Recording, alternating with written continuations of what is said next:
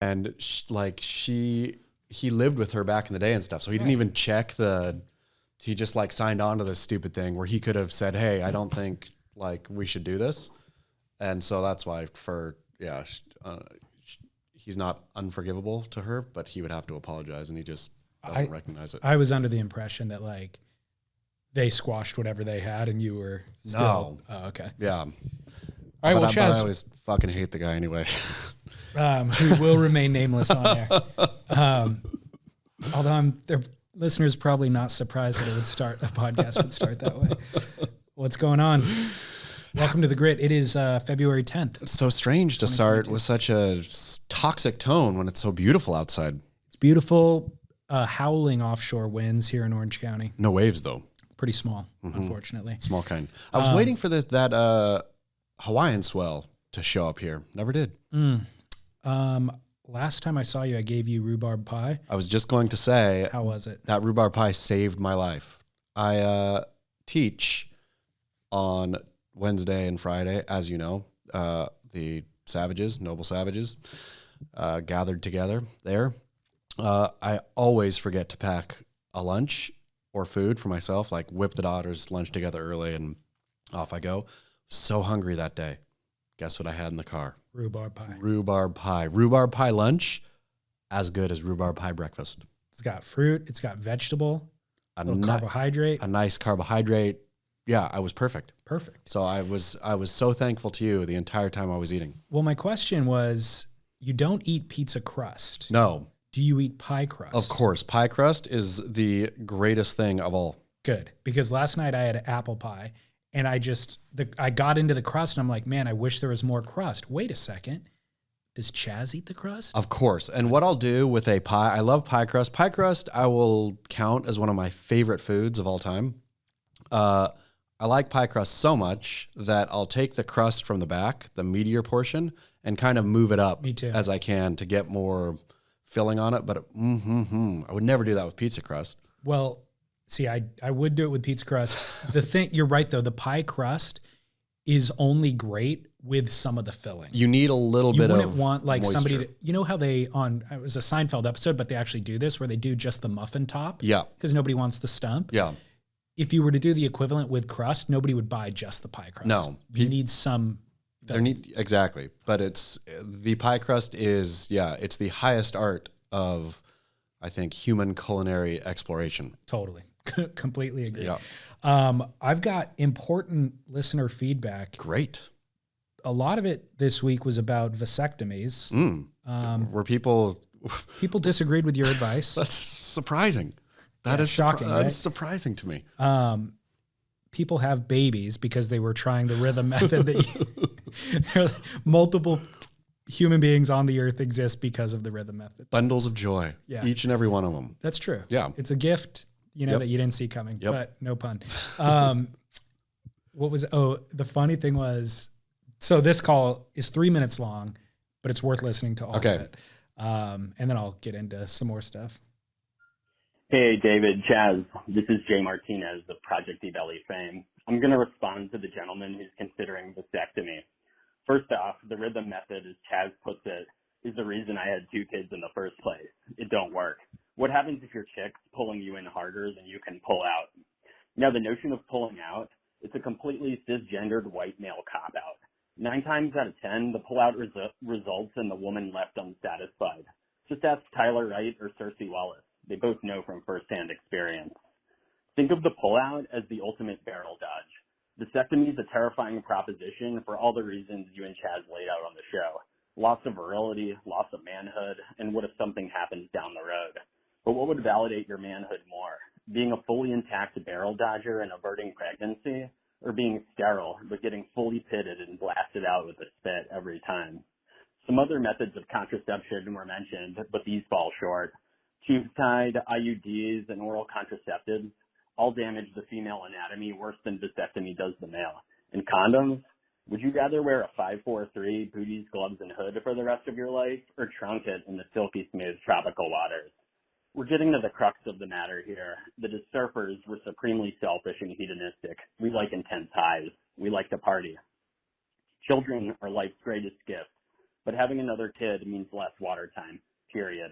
And if your wife's hot, the possibility of years of haphazard and debaucherous intercourse should weigh on your decision to vasectomize or not. And for the scumbags out there, vasectomy is your opportunity to run around town inseminating as many women as you please without fear of getting your mistress pregnant and complicating your already complicated life more. I was super scared to get a vasectomy and kept putting it off despite my wife constantly hinting by snipping the air with imaginary scissors. I went to the doctor, shook his hand vigorously. He gave me a pamphlet and assured me everything would be okay. I asked him if he ever saw the Seinfeld where they botched Kramer's vasectomy. It made him even more potent. He hadn't, but in the end, my vasectomy worked out pretty well. I'm happy to say I'm more virile than ever. On episode 82 of The Grit, I shared a story about masturbation. Well, I've got another one, but I swear these are the only two. It's not like I'm a scumbag or anything. I was given a Valium prior to my vasectomy, and my experience with pharmaceutical drugs is very limited. It put me in a strange state of mind. On the operating table, the nurse came in and told me she'd be back in 5 minutes to prep the area, my gooch. I looked down and noticed I wasn't presenting too well. I was scared about the procedure, and the shrinkage looked like after peeling the wetsuit down on a cold day. I was super embarrassed what the nurse might think when she saw my nub. This isn't the real me, I thought. With only 5 minutes to spare, I started fluffing myself up on the operating table to get myself back up to a normal size so the nurse wouldn't judge me. Luckily, The voicemail cut off. Oh. It's a 3-minute limit, and he ran into the 3 minutes. So Jay Martinez, Call back. with a cliffhanger this week, call back next week and finish that story. Wow, Jay Martinez, legend. And, you know, he has some valid points, some good points, but I'll disagree with all of them. You know, Disagree with all of them. well, not all of them, but in terms of the satisfaction part, I can't speak for other men's stamina, but let's say that's a stamina issue, not a, it's a pleasure issue. It's a stamina issue. Okay. Yeah. So work on your stamina. Get a whoop band. How do you work on your stamina, Chaz? You either have it or you don't, maybe. I don't think so. Well, maybe so, but I think also you can, frequency will increase stamina. Sure. Yeah. So. But that's a stamina issue. Okay. Yeah. Fair enough. He realized that he did get cut off, so he called back, but he didn't finish the story. Oh. I don't think that he realized When at what he got point cut he off. got cut off. So anyways, Jay Martinez called back for next week with that full A story. But cliffhanger. here's a little final note. Hey, David, Jay Martinez again. I think I went over my time limit on that last message there. But yeah, everything worked out with the vasectomy for me, so I'm a huge barrel. And just want to say big thanks to you and Chaz as always. Special shout out to Taylor of Survival League and CJ Hobgood, the real people's champ and baddest real estate agent Florida's ever seen. Get barrel. There we go. Amen. Wanted to include that. Worthy shout outs. Absolutely. Yep. The other funny one that came through was I was cooking, so my hands were dirty, but I saw a notification pop up on my phone and it said, "You're totally wrong about the rhythm method. Chaz is right." You know, that it is the pullout method. Okay. That's And what I thought. No. Oh. So I see that I see that notification pop up, but I couldn't knew I was open gonna- it or respond Yeah. because I was cooking and my Yeah. hands are dirty. You're like, huh? So like 90 seconds go by and I'm pondering. I'm like, no way. Yeah. That can't be right. This is so funny that people try to correct me without actually researching Yeah. what's what. 90 seconds go by and it says this message has been deleted by the user. So then I open it up and I Google it real quick just to verify. Yeah. It took me about 90 seconds to verify that I Yeah. was right. And I go, yeah, that's the exact amount of time. He fired off that message. And then he looked. Googled and goes, maybe I should check this. And goes, you know what? I'm going to go back and delete that. Very funny. The rhythm method is Yeah. tracking Yeah, your the cycle. fertility. Exactly. Yeah. Awesome. Well, hey, I am going to give you the biggest news story that's going to hit tomorrow. Whoa. You're going to get it today. This is Is this a rumor or is this fact? it is fact. I can't wait to hear it. Fact that I have predicted on my own. Ooh. Yes. Okay. A foreshadowing, a foretelling. Remember, I was like, Kelly's going to retire after he wins pipe. You sure did say that. And he got close. He like said how much he hated his journey. Well, he did. And he also said, you know, I may not even show up to sunset. Yep. I really have to have that conversation with myself Yep. over these next few days. It's understandable. There's a lot of emotion going on. He didn't want to just make a rash decision there on stage. Yep. But you know what he's better at than winning world titles? Staying on tour. Stealing people's thunder. Of course. Tomorrow, Sunset kicks off. It's also his 50th birthday. He's going to announce on Instagram his retirement on his 50th birthday. Guess what, though? I have some news that I don't know if I can share on air. Okay. Pertaining to this issue. I think you should. Which makes me think, I'm still verifying one last piece of it. Okay. It just makes me think that Kelly Slater might be going to Australia. All right, well, let me play another call then, and we can discuss this call and potentially your news. What up, boys? This is James. I'm a listener and subscriber in New York. Not really the biggest contest fan, but I listen to you guys, and I've listened to you guys talk about it at length. Don't really know anything about contests, but I've come up with the hot take after listening to all your guys' discussions, and I'm just going to throw it out there. Okay, here's my theory. What if all the stuff with Kelly about the vax, the uncertainty, whatever, he hasn't fully said either way whether he's vaccinated or not. So you guys have said many times over the years that Kelly's loved mind games when it comes to contests and the tour and everything else. What if this was just a crazy mind game, and after the pipe win, he's going to come out and just be like, oh, guess what? I am vaxxed, boys, and now I'm going to see you in Oz. Maybe, maybe not. Maybe it's crazy. Maybe it's stupid. I don't know.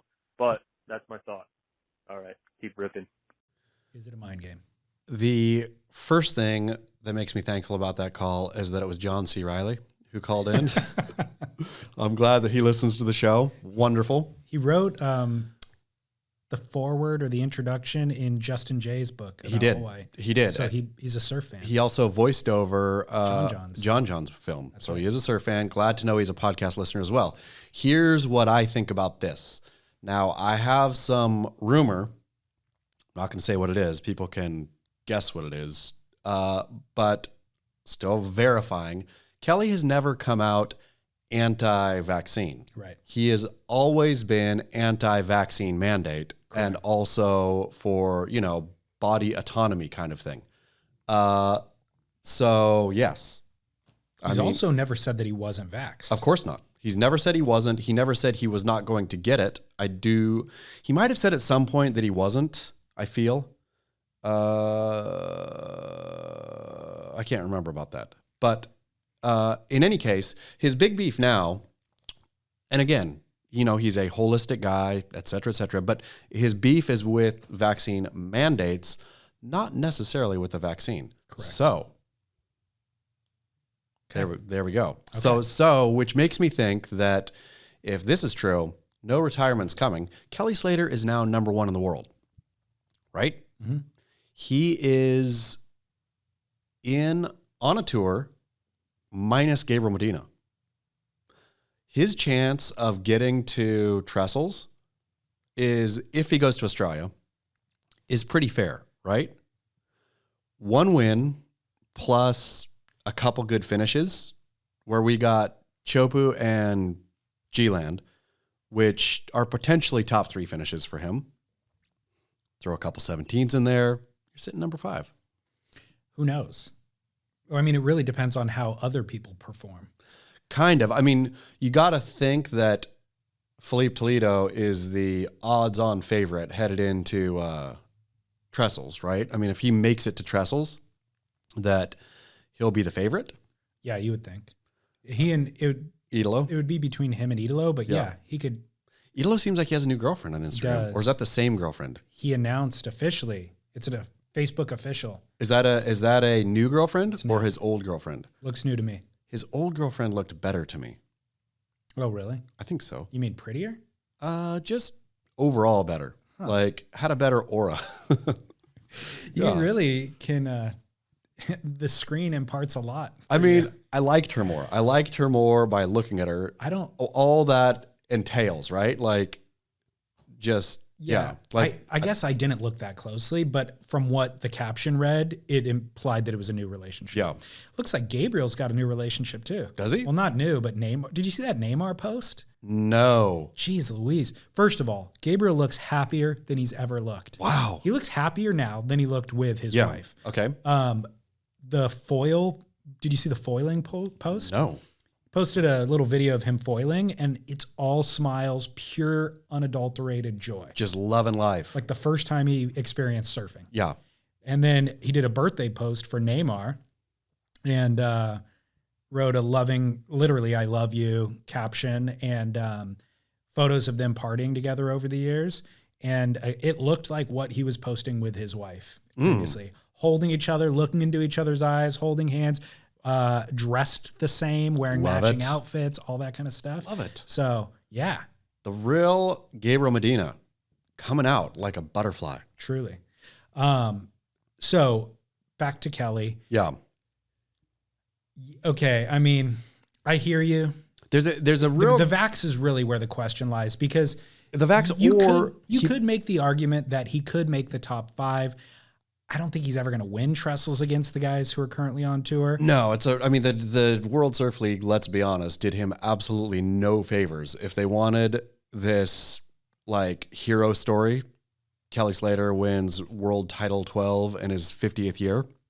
They did him no favors by hosting at Lowers. No. I mean, the only way I feel he could win Lowers is if he comes in first and only has to surf the final, right? And then, like I guess, yeah. Random stuff could happen, whatever. But he'd have to come in number 1. I don't think he could surf, maybe number 2. I don't think he could surf more than 3 heats at Lowers against this crop and win. No, and the waves would have to be like they were this past year, pumping. Yeah. And he could absolutely like put together some like 2 huge rail hacks that blew everybody's mind. He would have so much momentum behind him and everybody wanting him to win that the contender would really have to knock out the champ. It would have to be definitive. Of course. Because Kelly putting 2 or 3 big, huge hooks together will get him an 8-5. Well, I figure Kelly can throw an alley-oop still. He can, I mean... It just won't be as wild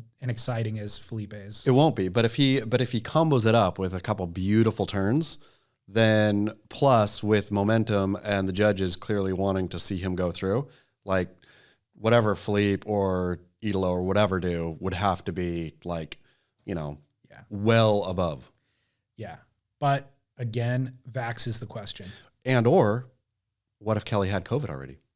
To go to Australia, I think you need to have proven that you've had COVID within a certain amount of time. That's what I didn't know they would let you in. Yeah, the vax period. That's what I do believe. I could be wrong. Rarely am I wrong, but I could be here. But I think that that's what Djokovic, tennis player, was claiming, that he had antibodies because he had COVID, and I think the reason he got booted was not because he wasn't vaxxed, because I think that is a valid excuse, and somehow he just couldn't prove that well enough. He couldn't prove that he'd actually had COVID definitively enough or something. But if Kelly can prove that he's had it also, and that is chock full of the antibodies, I think that same diff. Then why would he have said on stage at Pipe, I might not go to Sunset? Because that's Kelly. Like, I think Kelly is perpetually, not even on purpose. I think that's just, he has been Kelly for so long. We had the wonderful Steve Sherman on Dirty Water last night. Was it last night? 2 nights ago. Should be coming out very soon. Steve Sherman, though, legendary photographer with Kelly for a huge chunk of Kelly's title winning years. So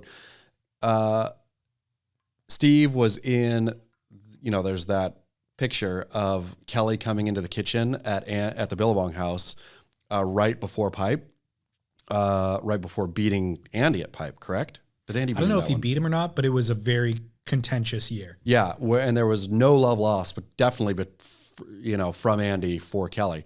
Anyhow, Kelly goes in that house morning of looking for someone. Sherm is there, takes the shots that we all know now. But Sherm said that interaction was Kelly comes in looking for somebody who wasn't there. Andy's like, this guy hasn't been here for a long time or whatever. Like, what are you doing? Kelly like wandered around the kitchen and then left, and Andy like blew up. Like, what the F was that? Right. Sherm's interpretation of it was, though, he didn't know, like, was it a mind game or not? Right. Or just Kelly being Kelly. So I think Kelly does things like that, says things going into sunset, whatever, where I don't think he's this master. I think in the water, he's a master tactician. I don't think necessarily on land he is. I just think everything and the aura and the whatever lends itself to that. So back to the statement at sunset. I think that's a thing that Kelly says, just like he says, I'm thinking about retiring too, after Joel Parkinson said he was retiring, right? Where I don't know that he's even thought about it. It's just things that come out of his mouth. And he knows that everybody else will probably like glom onto it and spin into a frenzy, and he's okay with that. Totally. He recognizes that serves a purpose. And I think Kelly likes the spotlight, right? Yeah. He likes being in it. I think that this pipe win, him being firmly back in the spotlight, right? Like the bright, hot spotlight of international news media, not the dim, flickery kind of beach grit light or the social media light. Like, he is back in it, right? And so there's no way he's sliding out of that. Or do you go out with that light on you, or do you slowly fizzle into potentially lowers? I don't know. I think he's around. He's definitely, I mean, you saw his heat draw, who he's surfing against at sunset. I didn't see it. He is against, it's heat number 4, I believe. I'll pull it up. Well, the reality is he hasn't had the opportunity to go out on top in years. Yeah. And this is the very first time that he has that opportunity, which is why I'm thinking. Problem with it is, though, I'm going to throw another problem out here. It's Kelly, Caleb Robson, and Baron Mamiya. A nice heat besides Baron. Baron could smoke him. Exactly. But all he has to do is be top 2. Yeah. He just has to get into the round of 32, and then he won't face. Caleb Robson was pretty impressive at pipe. Sure, but I know. Sunset's a gnarly field of play. But anyhow, Kelly, if he went out after pipe, even though it wasn't this, I wonder if people would have looked at it as sort of Aki's world title kind of thing, right? Like this thing that's gifted to you as your gold watch after years well done, right? Nobody looks at Aki's world title and thinks that one was a sick one. Or I will even argue Parko's world title and say sick. Those were not gifted world titles, but they have the feeling that they were gifted world titles. I could speak to Parko's because I was watching each of those events. They certainly weren't gifted. He earned them, but he never won an event that year. Yeah, exactly. That was the problem until pipe. And so you have this aura, though, I think around those, man, I think I've used aura multiple times already this podcast. You have a feeling around, I think, certain world titles, Aki's and Parkinson's come to mind for me, where they didn't seem dominant. It seemed like they were, and they happened in the twilight of a career, where I wonder if this Kelly's pipe win would, even though it wasn't, right? He won pipe fairish and square, or as fair and square as a surf contest can really be won. Completely. But I wonder if it would take on the, and remember when then everybody gave Kelly his last pipe championship thing before he rode off into the sunset. I don't think it would, because his performance was so spectacular. You know, like we were all blown away, especially that backdoor ride. Like it was incredible. That pipe wave against Barron. Tom Brady, quarterback, retired this year. Yeah. Got beat up bad in the playoffs and then retired. If Tom Brady would have gone and won the Super Bowl in dominating fashion, I don't see him retiring. Like, I think it's really, really, really hard to go out on top when being on top means that you still have it in the tank, right? Yeah, I think when you get beat up bad, if Kelly would have gotten smashed at pipe and got knocked out of the round of 32 or something like that, I would think more of a chance for him to retire then than him winning pipe. I guess the difference is he's been beaten up bad for years and years. He hasn't won an event in a long time. He hasn't won a world title in 10 years. And his body has failed him a few times. He's been getting injured. And so he can win when the waves are pumping.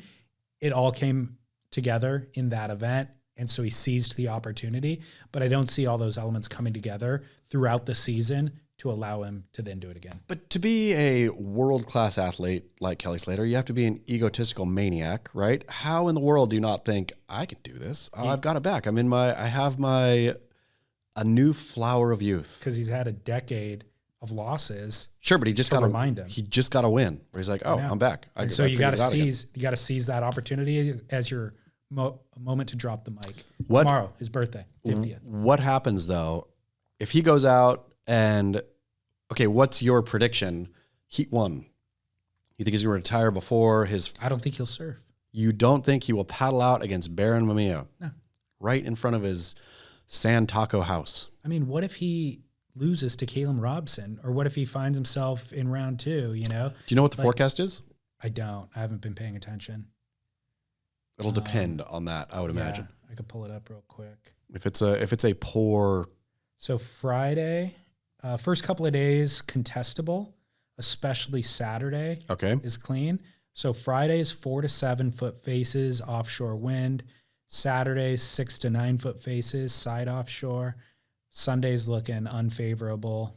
Monday, Tuesday, no good. So you reckon a Friday, Saturday run? Friday, Saturday. Okay. Like it. So let's talk survival. John. You got John. There's just, pick, I need after last event's white knuckling Jordy threw, I need a break. You do. Yeah. That's the best pick you could possibly have. Yeah. Unfortunately, I already used him for pipe. So I'm going to be white knuckling this event. Baron? No, Seth Moniz. Ooh, that's a good pick though. I mean, if he makes it, it's a good pick. That's the problem with this survival league. Because if he doesn't make it, you're done, right? Yeah, I know. Because when else would you use Seth? You really probably wouldn't use Seth again. I wouldn't have used him if he didn't do so good at pipe either. Yeah. Because his competitive savvy left a lot to be desired last year.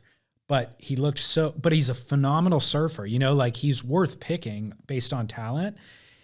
But the way that he looked at pipe made me pick him for Sunset because I was impressed at how unflappable he was against the big names. Sure. John Kelly. Took him straight down. He's great in small waves. So if the waves are unpredictable and, not proper Sunset, he's great in that style of waves. If the waves are big at Sunset, he's great in those.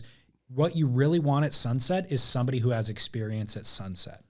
And so I don't know who has more experience than him or Zeke, but Zeke, I still don't feel confident. Let me entice you with a wild card. Okay. Kai Lenny.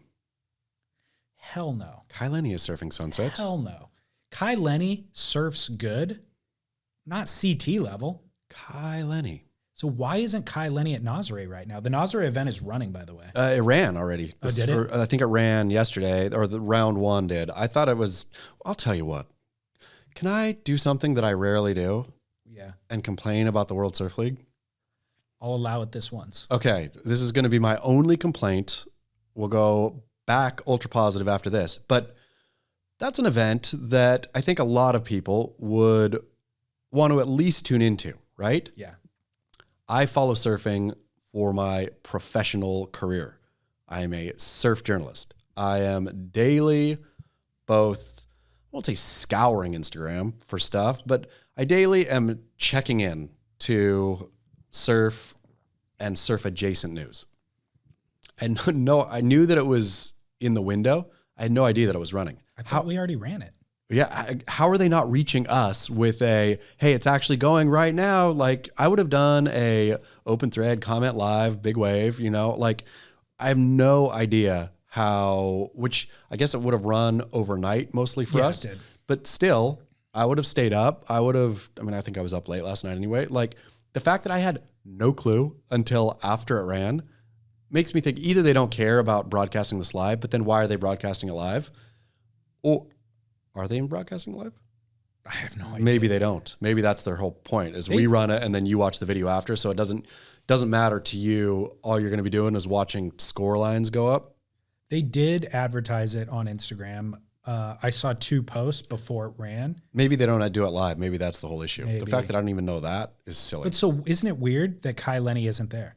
That's an event that he's Yes. won multiple times. He can dominate. Yep. So why is he surfing Sunset instead of Nazare? Maybe he's trying to, I mean, he's done all that. What else can he do in the big wave world? And it's not like winning those events are like, I mean, it's great, you know, if you do it, I'm sure, but He's built a career kind of with it. completely. But it's not like winning one more of those events for him will be like, wow, you know, whatever. He has his image there. Yeah. Where I wonder if Diversifying his portfolio. So- if best friend Mark Zuckerberg didn't sit him down and said, buddy, you are way too heavily invested over here. You want to know what the rich man does? Rich dad, poor dad does is you diversify. There's no way he's going to make heats at Sunset. He surfs good in small waves or whatever, but not CT level. Yeah. There's no way. I And mean, he's going to draw. I didn't look at the draw. I'll actually go back to it. Because he's a low seed or a wild card, he's going to draw the top names. Right? who does he have? It seems like they're doing it weird these days. I'm going to be honest. Who did he draw? He's got Felipe Toledo and Joao Chianca, Felipe Toledo. So he's got Philippe though on like done and dusted. No way. If Not it's- necessarily. I mean, 4 to 7 feet Philippe can handle. really? I don't know. Anyways, I'm not feeling so strong about Seth. I don't know about that pick. I have going with Hart. Who was your second? So my other options are Jack Robinson, Jordy Smith, and Zeke Yolau. I threw Zeke out because if I got to pick between Seth two and Zeke. Hawaiians, I'm going to pick Seth. So Zeke's out, even though Zeke's one out there.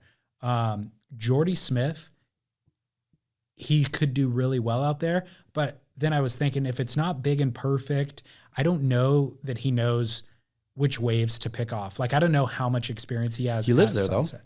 I know. I just don't know how he would navigate a less than perfect. Also, if you have still Jordy on the roster, Jordy's a good one for Jay, but Jordy's good elsewhere. Correct. Yeah.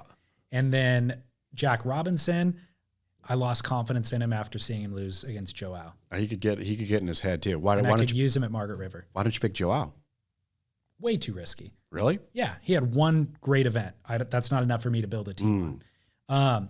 Anyways, I'm feeling that white knuckle thing that you're talking about. It's I got stressful. so much anxiety. It's dude. stressful. Yeah. It's not fun. Don't disappoint me now, Seth. He's He's coming off of that great performance. Often we see a sophomore slump, but also he's kind of been building up to that great performance. He's, underperformed last year, but we all know he has the talent. So I'm feeling like maybe some gears clicked in place and now he's going to run fast. Let's project a little bit here. Because the survival, yes, you need to win that event, but as we know, you can only pick that surfer one time. Yeah. So who do you got?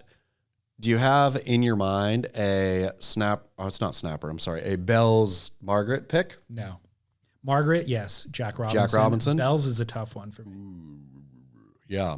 Who do you go with? Yeah. Have you thought about it? No, but I'll probably go with Philippe or something at Bells, to be that'd honest. be good. Yeah. That's a good pick. Like someone who can do turns, and like Bell's obviously not a bold pick, but maybe not too unintelligent for Bell's would be Connor Coffin. Oh, I thought about Connor for Sunset. Rip curl too. surfer. I thought about Connor for Sunset too. The one back pocket pick that I'm going to keep until I can't decide on who else to use is Kanoa Igarashi. Oh, yeah. Kanoa will get through that round of 32 almost anywhere in the world. Yep. And so kind of when you're not sure, that's who you go with. Funny, I'll say, speaking personally, but I'll also speak for you. We've not mentioned the word Idolo, and I'm not mentioning Idolo to save Idolo for the end. Like, I feel shaky about Idolo this entire year. Yeah. Like, I don't know where his head's at. Me too. This new Instagram relationship, I don't know don't know what that's about. Yep. Haven't seen that before. Yep. Am confused and a little worried about him. We'll see. He'll settle down middle, and we'll know what Idolo we're going to get, and then that'll be great to have him if he's performing Idolo-esque. But he could be so distracted and just done. Which would be a shame because his biggest kind of contender was Gabriel. Sure. And so now that Gabriel's not there, if he doesn't seize the opportunity, that'd be a shame. And the great thing about him too, is he's beat Gabriel head to head. And so Gabriel not being there doesn't taint his title at all, right? If he wins again, it's like, hey, he's gone toe to toe with Gabriel and can beat him. It's probably beat him more than Gabriel's beat him, right? I don't know. I mean, maybe not, but yeah, like they each have whatever. Gabriel has 3. Yeah. Idolo has 2. Don't know. Oh, what Titles? world titles? Yeah. No, one. One world title. One. Wow. But he did it in the final at Yeah. Pipe against Gabe. Yeah. So that was definitive. Moving on from WSL talk. I mean, you and I didn't discuss Pipe. We don't but need it's- to. No, we don't need to. It's I mean, over and I feel that all the stories that have been written and all the talk that has been talked Okay. summed it up well. very well. I want to touch on Laird Hamilton's insane loss this year of wealth. Boom. Did you write about this at all yet? I did early when it was tanking, when superfood was tanking, but I haven't hit it again. I mean, when I wrote about it, I think it had lost like 40 or I can't even remember some huge percent of its value. Yeah. I mean, here's the numbers. Laird Superfood launched, I think it was last year. Mm-hmm. We talked about it a little bit.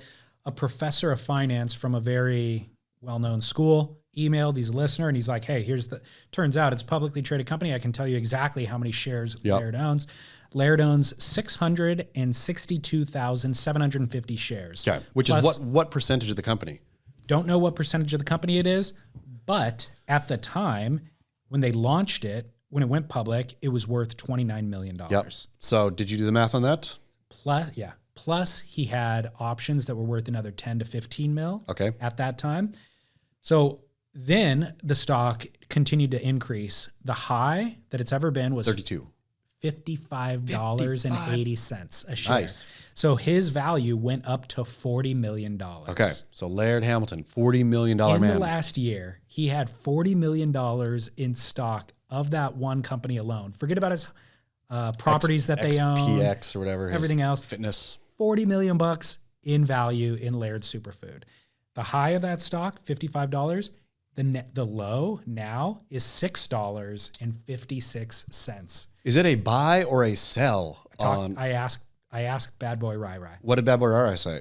Hell no. He said, Sell. stay away from that as far as you can. What led to its precipitous drop? I don't know. That I didn't look into. Was it like a supply chain issues? Was it the taste has changed? Are I there have too no many idea. competitors in that marketplace now? No idea. The market has dropped. Obviously, the market's kind of going through a correction probably, so it's down. But that means that's that hugely down. I mean, that means that whatever promise or whatever, either people don't like the product or something fundamental is happening to that business. Yep. Like for a drop that severe. Totally. So that $40 million is now worth $4 million. $4.35. So Laird Hamilton just shed $35 million. $35 million. He is $35 million poorer. Laird lost $35 million this year. Do you think Laird has thought about that? Do you think Laird Yes. Do you think Laird is thinking, I'm in this for the long game. I'm going to sell this superfood and make that $35 million. I'll sell it to some.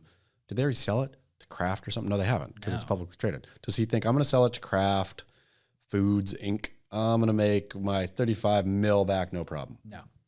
I think Laird's had a lot of success, obviously, but I think that he's been aiming for one huge success. And so this was potentially going to be that. And I think that it was that for a period of time, and the bottom dropped out. Do you feel bad for Laird Hamilton? Hell no. Do you wish that you had bought some stock in Laird Superfood? No. Do you want to buy some now to prop Laird up? Well, so that's why I asked Bad Boy Rai Rai. I was like, Buy the dip. yeah, why wouldn't you? At $6, how bad can it go from here? Obviously, it can go worse. Yeah. But he was like, he goes, look, I'm not the smartest guy in the world. Here's my only philosophy on this. What is that company going to look like in 10 years from now? Yep. If they're going to be the leader in a space, dominating the space, buy it and just wait, And if they're not, or if you're not confident that they aren't, then don't. Wouldn't you think, though, that somebody's going to come scoop Laird Superfood up? Not necessarily. Speaking of, slight segue, but not. We're still in food service, the food and beverage industry. St. Archer.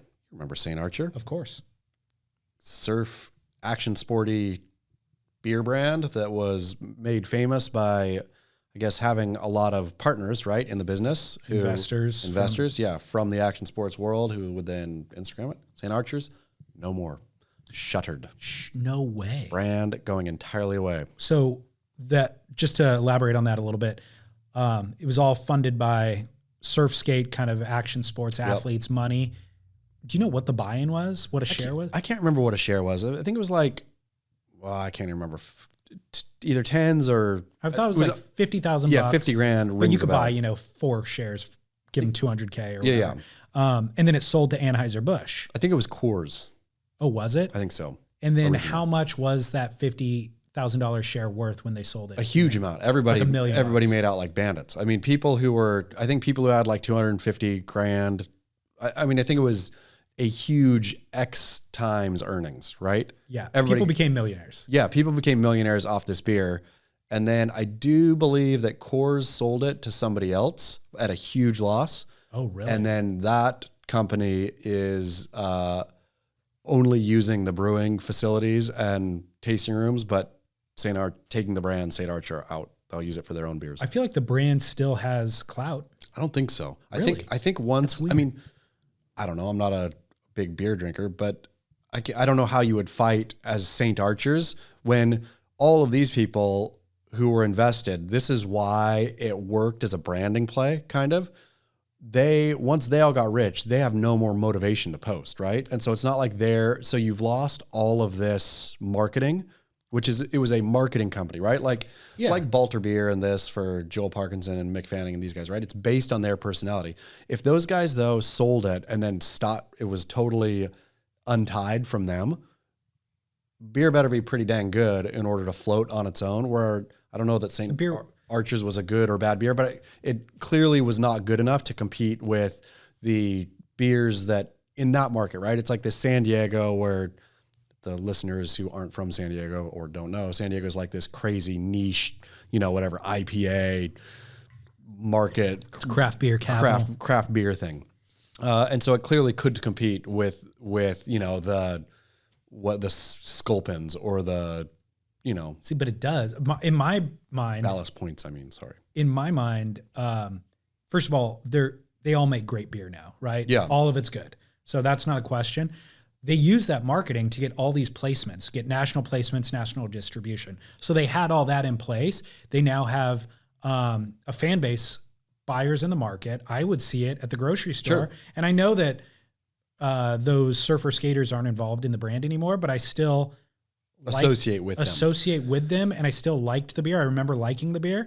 I don't drink beer anymore, so I'd never buy it, but I still see it around, and I think it's a cool brand. Like, that brand is cooler than buying Shock Top or something. Apparently not. Yeah, I'm curious about what the decision was there. I mean, sales drop off ultimately is the decision. The brand name itself is worth so little as to not even be worth more than the brewing equipment. Right. Like, where you're not even going to keep it out just as, we own it, might as well kick a couple cans to the, regions where it sells. No, done. Yeah, that's crazy. Yep. Man, bummer. Yep. Well, good for everybody who got rich, though. Talk about getting in and getting out. And they I feel like sold that to Coors within 2 years. Yeah, it was like right away. It was so cool. I think it was less than 2 years. I think it was within a year of launch. Unbelievable. Of actual launch. But back to superfood, though, now, I wonder, though, if this kind of taint, these action sports people do something, I'm not touching it if you're a bigger company, right? Like, this stuff is all bubbly and it will crash. Well, because Coors lost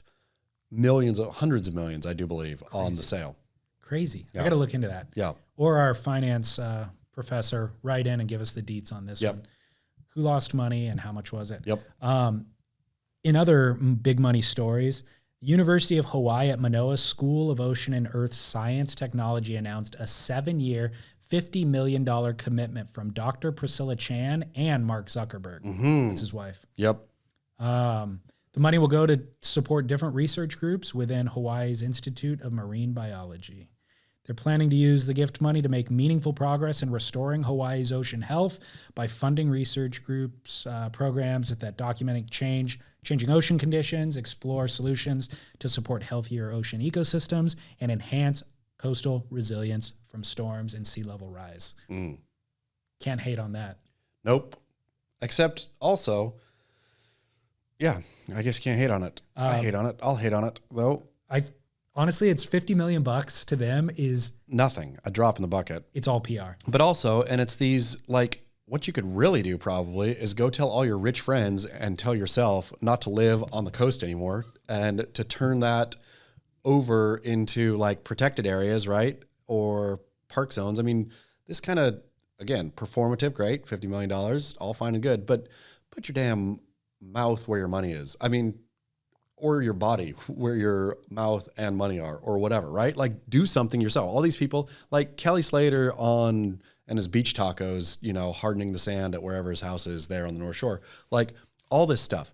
If you really care, you wouldn't live on the coast. Like, you would move, like, bulldoze your house probably.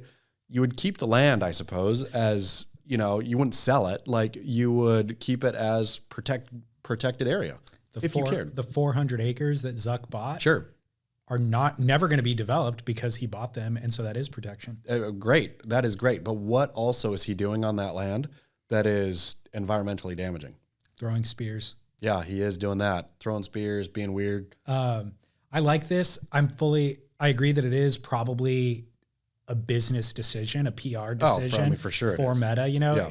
like, but I'm okay with that too. Yeah. Like, look, if you have that much money, $50 million is a life-changing amount of money to anybody on the planet other than him and 4 people. Yep. And so by all means, throw it around, give it to stuff like this. Do you think there's going to be a building erected? For sure there is, on University of Hawaii's campus, the Chan and Zuckerberg Pavilion. I think they should just put the statue of him with white face and his butt sticking out. It'd be perfect. Holding the electronic. How much time do you think Zuck actually spends in Hawaii? Do you think he considers himself now a resident of Hawaii?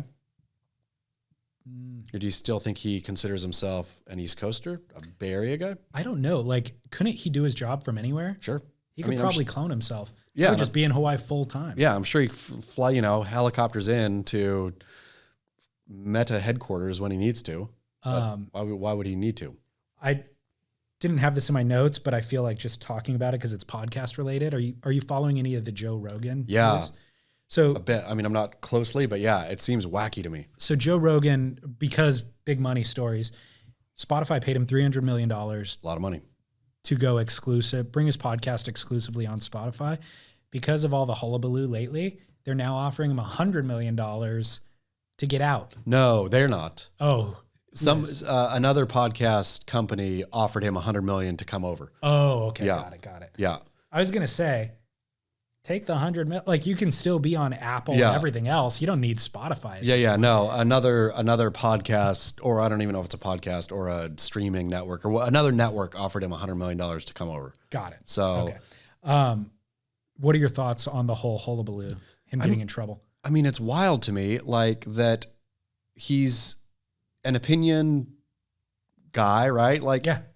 to not be able to have like a contrary opinion, a lightly contrary opinion to mainstream vaccine mandate kind of stuff is insane to me. And it's insane to me that people who even like very much disagree with Joe Rogan don't completely support his right to free speech. Like, I don't know how COVID is where it all broke down for us. All of the years of So true. war and of, you know, racial discord and of, you know, Cold War and all of this. Oh, it's this COVID is what undid us. COVID is what you're not allowed to have that opinion anymore. Mm-hmm. This is where your free speech ends, is saying that there might be another way to either treat or avoid a disease that, again, now I'm going to get us canceled, but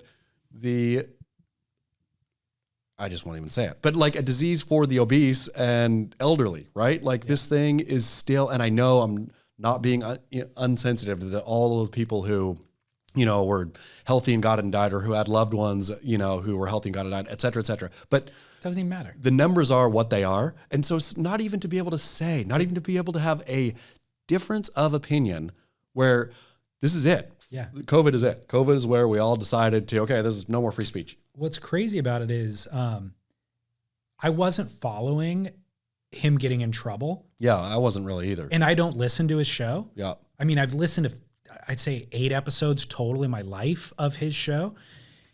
And a number of people were, I guess there's 2 episodes that kind of got him in trouble, where he had experts in their field, doctors who were experts in their field, talking about COVID in a way that was counter the main narrative. Yeah. And people were getting pissed at him and they wanted to cancel him. And then Spotify started getting a bunch of flack. Neil Young pulled his music. Joni Mitchell pulled his music. Stick it like Neil Young and Joni Mitchell, like just to back up a little bit, like counterculture darlings of. They were activists. Activists who were like, we're for free speech. Of course. I disagree with the dude. But So I one night was just scrolling Instagram and I saw Joe Rogan doing a selfie post. So I watched it. It was like 8 minutes, right? It was 8 minutes. Yeah. And so that was my first real understanding of what was happening. And then I researched it after that. But ultimately what Joe Rogan said, again, I'm not a huge fan. I don't really listen, but what he said was so true. And it was, I put everybody on. We have everybody on. So it wasn't like I'm just pushing this narrative. I'm having doctors who have the opposite view of these guys, but nobody's commenting on that. But here's where the problem lies is things that were said 8 months ago that people got canceled for. Somebody saying that you can get the vaccine and still get COVID 8 months ago. Get canceled. They were getting canceled for that. People saying that COVID was created in a lab a year ago. Yeah. They were getting canceled. I mean, completely blacklisted Yep. for that. Now these things are on the cover of Time magazine and they're accepted as common knowledge that you can have the vaccine and still get COVID, and it's fully embraced by everybody. Yeah. You would have got canceled for that a year ago. People literally lost their careers for that a year ago. And that the lab leak theory is totally viable. Like it is not proven, but it is a viable, accepted theory. So we have these doctors on who say something that is counter the main narrative, but still they're experts in their fields. They're entitled to their opinion, and I'm entitled to my opinion, but this isn't even my opinion. I'm just having these people on and asking questions. And even if it is his opinion. The problem here, and kind of what he was saying was, the problem is the idea of canceling any of us when we're just kind of seeking answers. I mean, it's this is a very scary thing. It's extremely dangerous, where I honestly don't understand how the Neil Youngs of the world and anybody who feels like Neil Young justify like the erosion of free speech for health issues, right? Or health concerns. Like, Totally. It seems like the slipperiest of all slopes. And call in, please. Somebody call in who wants Joe Rogan canceled or wants the narrative stopped. And don't just tell me because this is dangerous and people die, because That's is dangerous. Neither here nor there. It's neither That's here not nor what this is about. And it's not good enough. People dying is not good enough to cancel free speech. And people were going to die. People are dying either way because of COVID. Joe Rogan having doctors on and conversations about it does not equate to more people dying or less people dying. It has nothing to do. Yeah. It's wild to Insane. me. Insane. I still didn't Scary. listen to those episodes that he was talking about. But, Scary. Joel Tudor. Yes. This is a story. Joel Tudor's call out. So your article says, surf champion Joel Tudor calls out World Surf League leadership after rumored decimation of longboard tour, paltry sums for women in spite of superior engagement. Quote, can y'all explain this kind of equality? A fast moving story, true story, great story. And yeah, so background, there is a rumor that the World Surf League is cutting the longboard world tour from 3 events to 1, just 1 event a year, which I don't know how that can be called a tour anymore. And then Joel highlighted this along with the tiny bit of money they pay for women, or I guess both men and women longboarders, but women longboarders, even though the World Surf League specifically leans heavily into particularly female longboarding on its own channels. And that kind of content gets a ton more engagement typically than women's shortboarding. Specifically Instagram posts featuring women's longboarding. Instagram posts, but anybody who watched the Billabong Pro Pipeline, you'll also see more ads of female longboarding than anything else, right? Like this is a segment of the market that is both understandable and very clearly the market likes, right? That's why these companies make ads featuring it. I heard that Firewire did a study recently and discovered that the female longboard market is by far the biggest growth in surfing in general. And so all of these things, Joel, I think, had a exactly correct point. I think it was a slightly muddled in conflating them basically canceling the longboard tour and the equality thing. I think fine enough, but I don't think those things necessarily, I mean, I guess they're good to conflate. But anyway, valid point. And looking over to Elo and Jessie Miley, where Jessie Miley has been crowing about, they both have, but her particularly have been crowing about equality for a long time, right? You're going to take one of the places where there is not only equality in men and women's longboarding, but like when we have Devin on here, talk about the potential of actually having them run the same heats, right? Or in the same, like against each other. I mean, the potential for interesting gender-related stuff. For non-gendered. Exactly. division. Happening in longboarding is great, right? Yeah. Like there's all kinds of stuff. So to myopically cut it I mean, I asked the question on Beach Grit, is it like, what does World Surf League fail at more? Are they worse at moral failings or worse at business failings? Because this one seems like a slam dunk in both. I can't imagine the Longboard World Tour costs a fraction of, what it costs to put on other events. Like field's not as big. You run them in a day. You don't need to have all these, or 2 days or whatever. You don't need to have all these cameras. You can have basically 2 shots, right? Like all the things about it. Do you understand it? It's insane to me that like, it just shows, I think, how stinking out to lunch those guys are. Yeah. I'll call Jessie Miley out specifically, how out to lunch she is. Specific to the question of equality, Joel was posting salaries as well. So like the women's longboard champ last year made $15,000, Yeah. I think was the number, Sure. in total prize earnings. And of course there's fewer events and all that sort of stuff, but still $15,000, first prize for a CT event is $70,000. Yeah. By the way, it used to be $100,000. It just got lowered to 70 without anybody talking about it last year. But that's a huge difference. It's a huge difference, but it's not equal. It's not even close to equal. And I totally get that, somebody would say or could say, well, wait, we have all this engagement on for the actual feed or whatever of, the actual broadcast of shortboarding that we don't in longboarding. But all things equal, which I think Joel did a good job of highlighting, but not necessarily really driving home. If you're looking at engagement numbers across, not just broadcast numbers, but engagement numbers, very clearly, longboard and specifically women's longboarding has far higher engagement, and the World Surf League is not using that. It's not like these photos or videos or whatever are appearing elsewhere, and you could see, oh, look at how much engagement they're getting over here.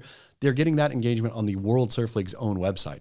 And on their own Instagram account, he was posting screenshots. Precisely. Videos of women's longboarding was 300,000 likes. Videos of men's shortboarding was 70,000. So I don't understand why, if you're going to post something like that gets, like go capture an epic clip or purchase an epic clip of a female longboarder. How do you not say, okay, we're going to use this clip. This is great. We know that your world tour, A, we're cutting it, but B, even if we don't cut it, doesn't get the views. It doesn't get the views because we don't push it, and for various reasons, right? Like it's whatever. Longboarding, I think people like to do maybe more than watch the competitive broad audience, but it still seems like there'd be such a great growth segment of the population anyway. But why doesn't the World Surf League say, okay, we're going to use these posts, but we're going to pay you $1,000, for an epic Instagram post? For sure, they don't pay a dime for it, right? For sure, they're just like anybody else. They don't have to. No, so exactly. Why would you if you don't have to? Because it's the right thing to do. Yeah. It'd be the right thing to do. Yeah. Well, I guess we should touch on the pipe event a little bit in terms of this equality conversation. Somebody DM'd this to me, I think, this idea, and this was an epiphany to me. I don't know how we haven't landed on this idea before, but obviously the men and women are earning the same amount of money on the shortboard tour. Yep. And longboard tour too, I think. It's just it's a tiny equal. fraction. Okay, got it's it. equal pay still. It's just nobody's getting paid. So, but and now they're running at the same venues throughout the world, right? But we run into this conundrum where who do we run on which days? So the men and women were supposed to run finals on Saturday last week, and they simply didn't run the women. And there was all this question throughout the day, like, why aren't they even talking about it? Why didn't they pitch to the women? They did not say the word women until Jesse Miley Dyer came on at the end. In between the men's semi and the men's final. Yep, and said, we're not running today because it's unfavorable, and I talked to somebody who didn't want to. Tyler So Wright. I heard rumor from the ground that the women said they didn't want to go out. I heard that too from a specific woman. Didn't want to go out. Okay. Did she talk to everyone, or did she talk Don't to know. Tyler Wright? Got it.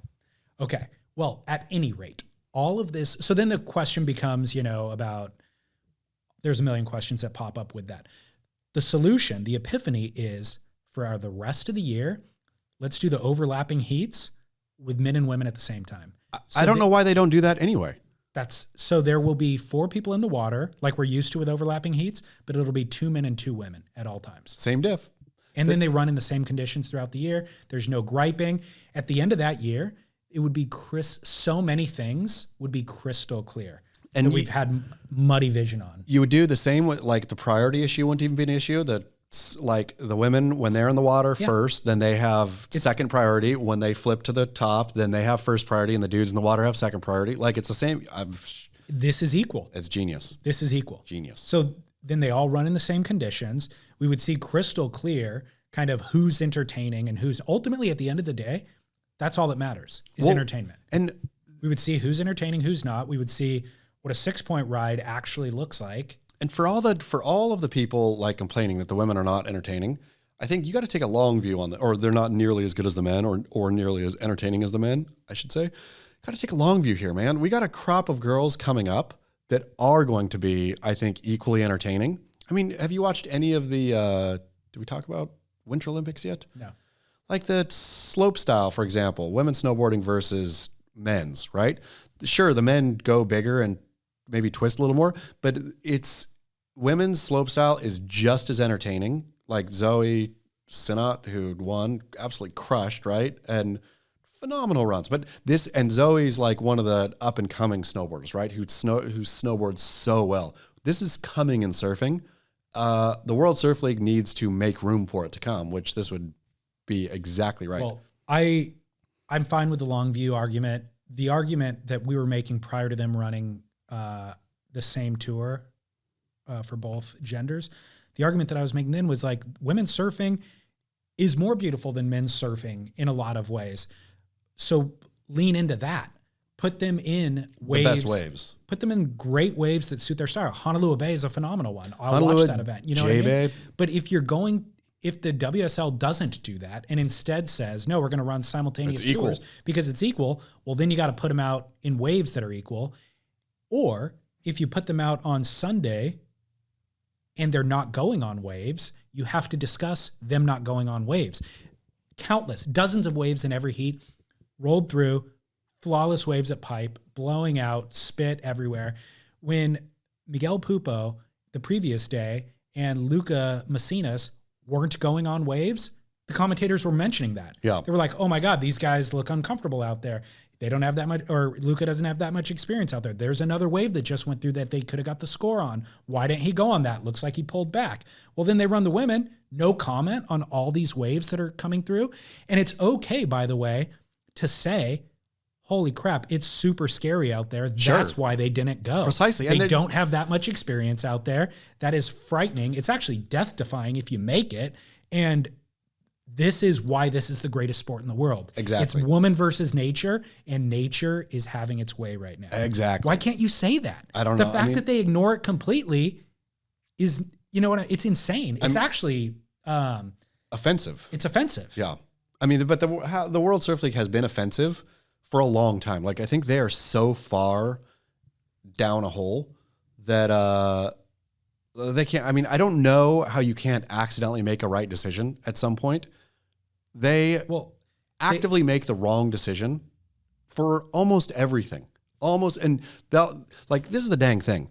They crow, right? I could smell it from a mile away.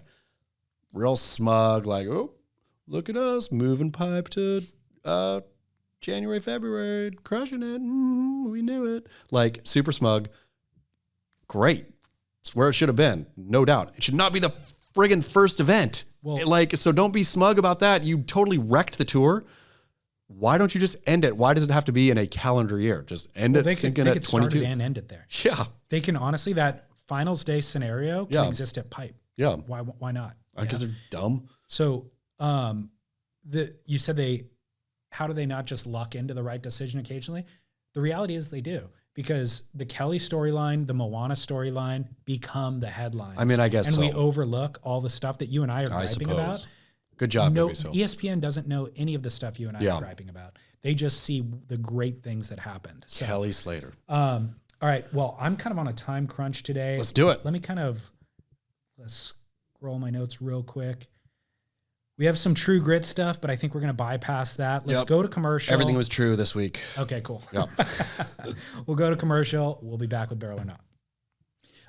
Dude, we should actually do an AG1 commercial. Okay. We're going to just come back to the show, but AG1, athleticgreens.com/surf. I'll tell you what, I don't get tired talking about AG1. Me neither. /surf. You know why?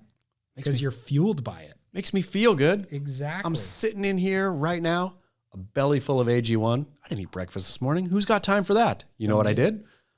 Shook myself, I should say. A nice green juice with a bunch of organic fruits and vegetables from New Zealand. It's exactly where I want my organic fruits and vegetables from.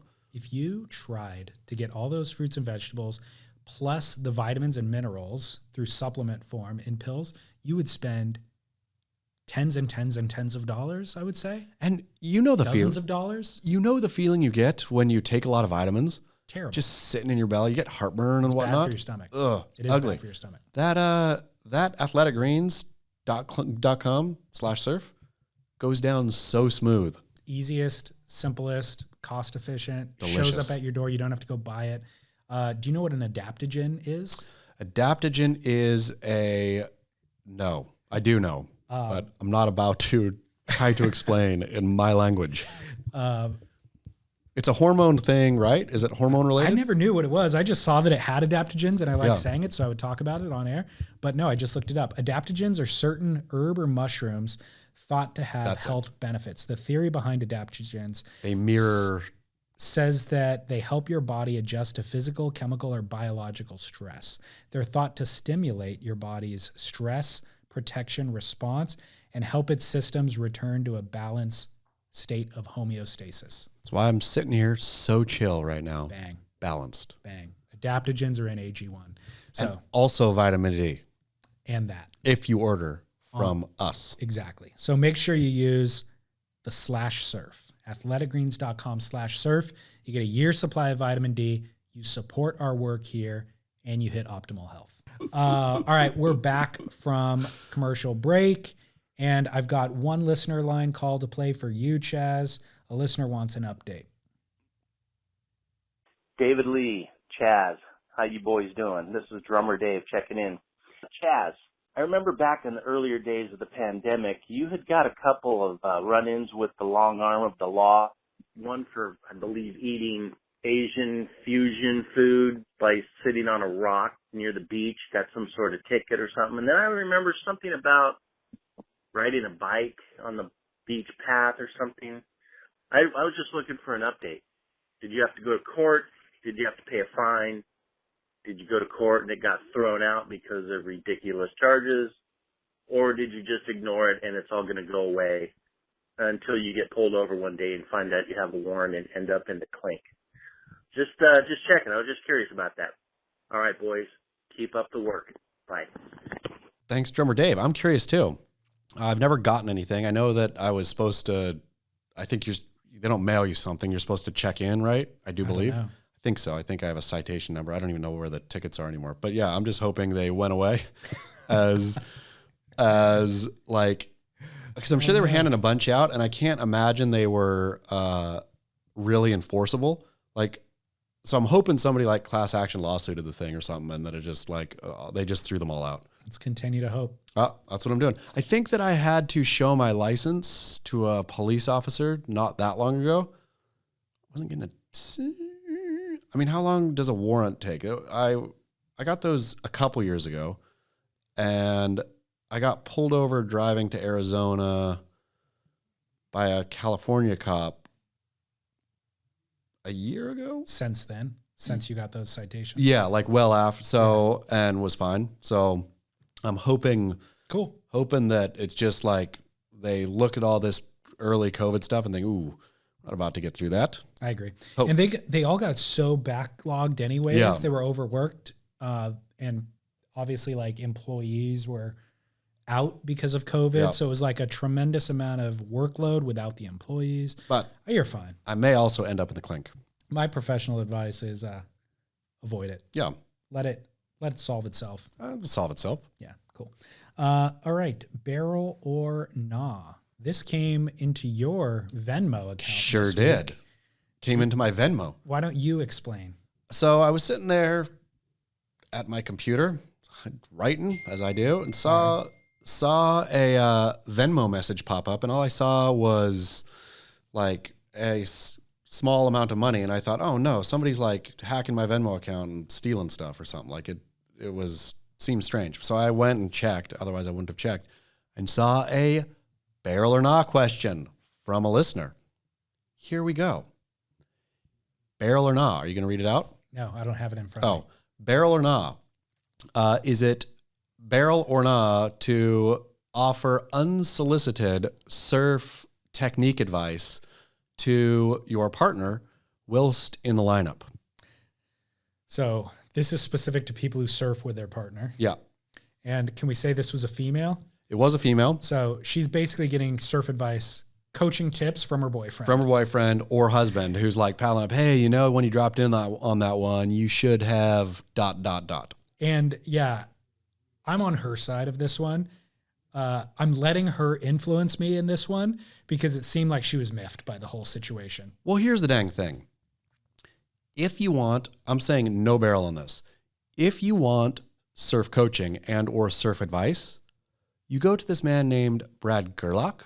You go to elsewhere, right? Who wants it in the lineup? I don't want it in the lineup. Do you want it in the lineup? Good point. Like, if I want it, I will go get it. It's also, if you're going there, it's solicited. Sure. You're asking for it. Yeah, precisely. I mean, like any advice, how many times have you appreciated unsolicited advice in your life? Rarely. Exactly. It is never in the moment. Yeah. I mean, it is, some of it is like, definitely you should be following or should be doing, and it will help you, et cetera, et cetera. But if it is unsolicited, if you're not looking for it, I will say 9 times out of 10, it's not chill, right? Agreed. And so with surf stuff in particular, never chill. Agreed. Like it is, if somebody wants to improve, they will seek out what they need to improve. If they are happy the way they are, it's dang surfing. This is not the World Championship Tour. Yep. Let her be. Let her be. Just be thrilled at the activity together. You're out there together. Yeah. Work on yourself. Yeah. Go work on your own technique. Agreed. All right, so we're going no barrel. No barrel. Do not give advice. Nope. I've got a listener submitted, another listener submitted, but this one via the listener line. So here you go. Oh shoot! Turn the volume. Hey guys, checking in from New Jersey here. Got a quick barrel or not for you. Been surfing probably about 30 years, skateboarding, all that good stuff, and just had my first snowboarding experience with my family over the weekend. So, quick question, barrel or nah? Becoming a snowboarding Val. Discuss. I feel like we did skateboarding as a adult dad years ago. Yep. But what about snowboarding? Complete barrel. Complete barrel. I think the Val argument thing is different in snowboarding because, or in skiing in general, in mountain sports, I will say, it's a bit different than skating and surfing. Skating and surfing, I think you are entering, How is it different? Like, I think the pecking order is a bit different on the mountain, right? There's a place for you, man. There's these things called bunny slopes, and you graduate from the bunny slope to the green circle run. Then when you're feeling a little more confident there, you take out blue square. Like this kind of ushering you into learnership at whatever point of life you're in is baked into mountain. So you don't go, sure, maybe you'll feel like a kook, like you'll be flailing. Look around on the bunny slope. You're amongst friends. There's no place like this in the lineup. There's also no place like this at the skate park. Agreed. I mean, maybe at the skate park there is like a little mini nerd section where you can go to hang out. I don't hang out at skate parks very much, but you don't even need to go to a skate park. Yeah, you can just do it on your own. You can nerd around on but there's definitely no, I don't think, stigma in mountain land. Right. Yeah, the stigma in surfing, it is partially to do with like creating chaos in the lineup. Yeah, that's what you don't want, or why you blame the vowels. But it's also the fact that vowel starts acting like a surfer in their daily life. So they show up at work wearing a puka shell necklace and giving shakas and talking about their surf sessions. And that's the most annoying part. Nobody shows up, at least that I've ever met, with goggles on their head, talking about their, Well, and nobody like this guy, Jersey Dave. Is it Jersey Dave? Drummer Dave. Drummer Dave. Oh, Drummer Dave was a different guy though. This guy wasn't Drummer Dave. Dave is the one who gave us the cancer stories with the update and all that kind of stuff. Anyhow, this guy in Jersey is likely going to the East Coast somewhere, right? Or hopefully not. East Coast has brutal mountains, but icy mountains. If I could give a piece of advice, don't go snowboard on the East Coast if you can help it. It is gnarly. Anyhow, so, but he's not like, this is going to be a thing likely he does 2 to 3 times a year if he's lucky, right? This is not going to be the thing he does 130 days a year. Yeah, agreed. Whenever you see a video on Instagram of a young kid snowboarding or skiing, like 5 years old or whatever, it's the cutest dang video ever. I will say another piece of advice, unsolicited to the listener, start them young. Even if you've never been on snow yourself, get your kid either skiing or snowboarding. Start with skiing, graduate to snowboarding as soon as they can walk. Like David Lee. There's nothing cuter. Take the boy up. And Austin, get him up and get him skiing right away. And they're on that puffy suit where they're fully protected. It's like bubble wrap. Perfect. Can't really get hurt. Yep. All right, cool. Final barrel or not. I have a formal event this week. It's a wedding this weekend. Barrel or not, bow tie. Of course. Barrel, black tie, is a barrel. Was it listed on the invite? Said bow tie. Yeah. Oh, okay. If it's a black tie event, I'm saying, is this a black tie event or is this are you wearing a tuxedo? No. If you're wearing a tuxedo, bow tie, 100%, good tux, patent leather shoes, bow tie. The man in the black tie situation is not supposed to stand out. The whole point is not for you to be a flary peacock. The point for you is to be in uniform. You go straight, you go down the pipe, narrow, you let the women, your woman, whoever women, be in their gowns and whatnot, flowery, all this. Now, bow tie, black bow tie. If you are wearing a bow tie for funky reasons, I got a paisley bow tie, I got a something, I want to look different, I'm doing it with a suit. No. Okay. I have 2 ties. Yep. They're both black. Yep. One's a bow tie, one's a neck long. Are you wearing a black suit? Yes. Does your suit look tux-esque? Yes. Do you want to appear tuxy? Like, is that the look you're going for? Wear the bow tie then. Okay, done. Yeah. Bow tie it is. And do you have patent leather shoes? What shoes are you going to wear? I have very nice shoes, but they're not patent leather. Yeah, I mean, you don't need to go patent leather. They're polished. Yeah, as long as they're a nice standard black shoe. Yes, they're like a square toe Oxford polish. But also, Italian. Real quick question, what is the woman wearing? She's a bridesmaid, so she's kind of wearing. Okay, she's wearing a bridesmaid. Yeah, so great. Yeah. So you'll look totally great, tux adjacent, next to her, whatever bridesmaid's gown. Perfect. Done. Dustin. I've never worn a bow tie, but I got one for this occasion. Yeah.